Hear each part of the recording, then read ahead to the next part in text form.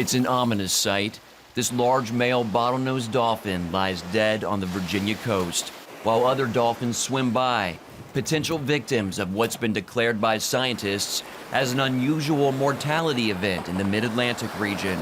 Since early July, strandings of bottlenose dolphins have jumped from New York to North Carolina. Let's get a picture of his teeth while he's here. Really worn.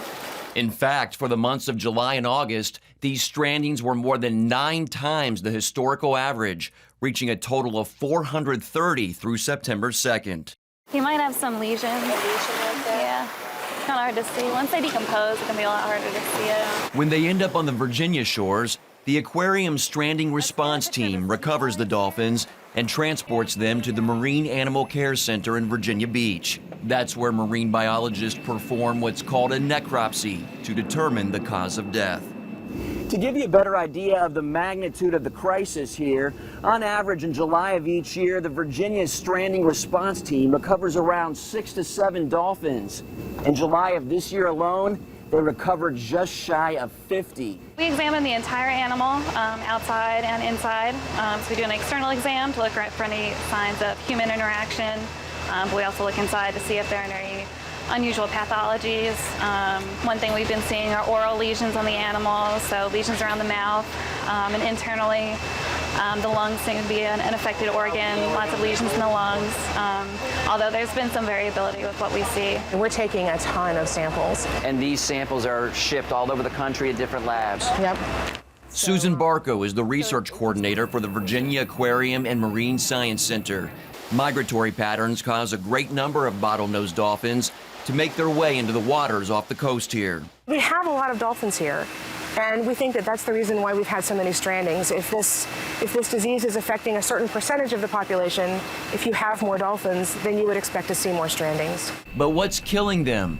Barco says research shows it's the naturally occurring morbillivirus, which is related to the virus that causes the measles in humans. Once the morbillivirus gets into the coastal population, the animals are very social, and it's relatively easy for transmission to occur. Just when animals are near each other, one breathes out, another breathes in, when they have contact with each other. And if humans come into contact with the dolphins, Barco says the morbillivirus itself is not a zoonotic disease, which means that it cannot be transferred between animals and humans. But people are not totally in the clear. She explains that not all the dolphins are dying strictly from the morbillivirus. It weakens their immune system, and they get other infections such as fungal and bacterial, which can affect humans. So we do want to be very careful around these animals. What they're dying from or what they're catching is in the water.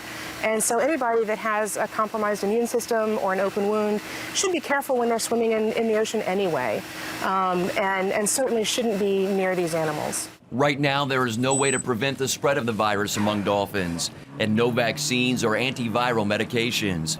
The last major die-off of this kind happened in the late 80s. That event in 1987-88 depleted the coastal migratory bottlenose dolphin subpopulations by half. And that makes scientists very concerned about this year. We've already in Virginia surpassed the number of animals that were estimated to have died in the 1987-88 die-off. And we still have several months of time to go that dolphins are in this area. So understanding how these animals are affected by this mass die-off is really important. These are everyone's animals. Marine mammals are protected by the Marine Mammal Protection Act, but they're protected because they're everyone's animals. And they're a higher species in the food chain in the ocean, so when there's something wrong with them, it's usually an indication that we should look at our ocean as a whole, to see if there's anything wrong. The 87-88 die-off lasted 18 months. Scientists fear this event could last that long as well. Mark Martin, CBN News, Virginia Beach.